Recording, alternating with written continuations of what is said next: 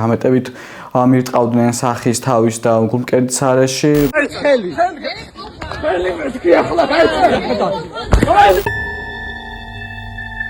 მე ვარ ბექა პირველი TV მონიტორინგის ოპერატორი.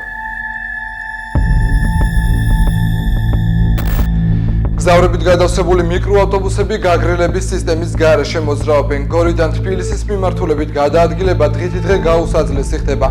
ამასალის ეთერში გასვლის შემდგომ ისევ მე და ჩემი ჟურნალისტები იმყოფებოდით თბილისში, დიდუბის ავტოსადგურში, რომ მივედით და ბილეთები ავიღეთ და ჩავსხედით გორისკენ მომავალ მიკროავტობუსში.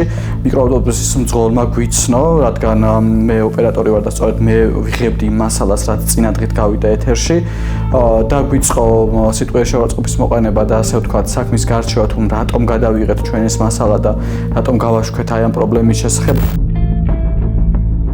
ამ სიტყვიერ კამათში შემდგომ უკვე სხვა მძღოლებიც ჩაერთვნენ, რომლებიც ასევე გორის მიკროავტობუსების მძღოლები იყვნენ, დაახლოებით 4 ადამიანი ერთობლივად გვიპირისპირდებოდა.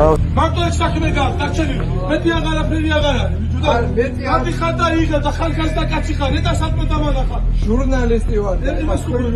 ძალის გამოყენებით ჩამოიყვანეს ჩემი ჟურნალისტი მიკროავტობუსიდან, მამის შემდგომ უკვე ხელთაც გამოიწიეს ჩვენზე და როდესაც ჩემ ჟურნალისტს ხელი კრეს მე შუაში მოვხვდი და ვცადე რომ მომეშორებინა მოძალადე მძღოლი ჩემი ჟურნალისტისთვის ამ დროს დაახლოებით 4 მამაკაცმა მომიმწყდია შუაში. ყველაფერს გადავიღებ.